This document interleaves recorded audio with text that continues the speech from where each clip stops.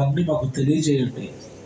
వాటన్నిటిని వదులుకొని తండ్రి మరి నూతన సంవత్సరం నూతన ఆలోచనలతో, నూతన ప్రణాళికలతో, నూతన ఉద్దేశాలతో కేవలం మీ కొరకు ఆలోచించే పిల్లలుగా మమ్మల్ని దీవించండి తండ్రి. సంఘం పట్ల, సహోదరుల పట్ల నేనేమైనా తప్పు చేసి ఉంటే తండ్రి క్షమించమని మొరపెడుతున్నాను.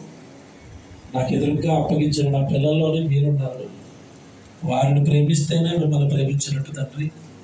పిల్లల పట్ల కానీ, సంఘం పట్ల కానీ, ఎవరి పట్ల అయినా తండ్రి వారి మనస్సును నొప్పించే పనులు చేసినా, వారిని బాధపెట్టినా క్షమించమని ప్రార్థిస్తున్నాను తండ్రి. నన్ను క్షమించండి, ఆ సంఘాన్ని క్షమించండి, నాకు అప్పగించిన ఈ సంఘంలో ఉన్న బిడ్డలందరినీ క్షమించండి, వారి కుటుంబాలన్నింటినీ కాపాడండి. అందరూ తండ్రి గొప్పవారు అవుటకు కృప చేయండి.